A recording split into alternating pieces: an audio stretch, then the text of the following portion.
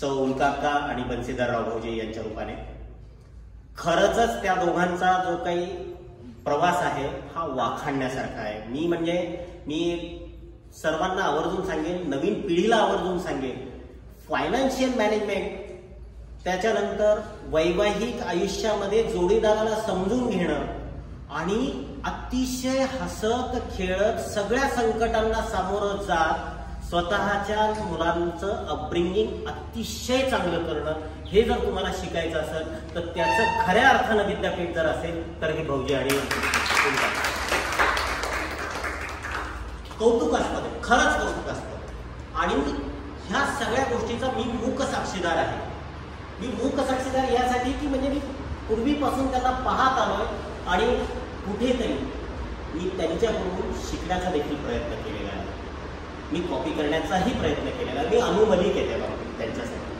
पण खरंच त्यांच्या ह्या गोष्टी वाखाणण्यासारख्या आहेत. आणि ज्या पद्धतीनं ते आजही दोघं जणांचं सहजीवन चालू आहे, मार्वलस, अप्रतिम.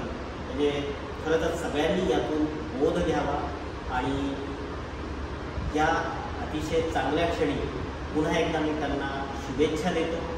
आणि उर्वरित आयुष्य असंच हसत खेळत त्यांनी घालवावं. आणि सगळ्यात महत्त्वाचं की अशा प्रेमळ कुटुंबात माझा जन्म झाला आहे म्हणून मला आज खऱ्या अर्थानं सार्थ अभिमान वाटतोय माझा मलाच.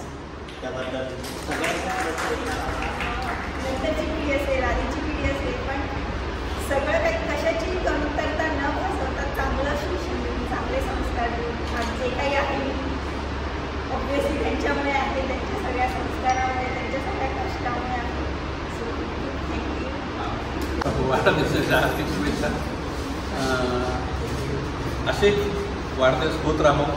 यात माझा मोठा स्वार्थ म्हणजे तर लग्नापासून पाहतो मी की आमचं लग्न झालं, माझं मनुष्याचं, आमची सासू आम्हाला डबे पाठवायचे, वाळवण असो, लाडू असो,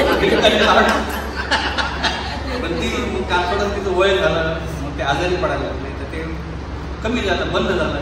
पण इकडचा प्रवास सुरू झाला. ते हिनं सांगायला पाहिजे की ही म्हणजे आदर राहिले. आम्ही नवीन वाटायचं मला की आता डब्यात काय परत जाऊया, पण आम्ही नंतर थोडेसे निर्धावलो आणि तसे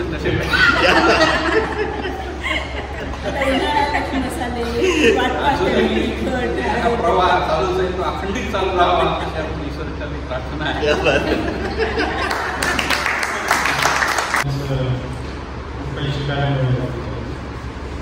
अत्यंत भयंकर परिस्थितीमध्ये तिचं शिक्षण जास्त झालं, तिचे संस्कार जे दिले त्याच्या आधारे आम्ही सगळे पुढे जात आहोत. असंच मार्गदर्शन तिला आम्हाला करावं आणि तिला तब्येतीची काळजी घ्यावी.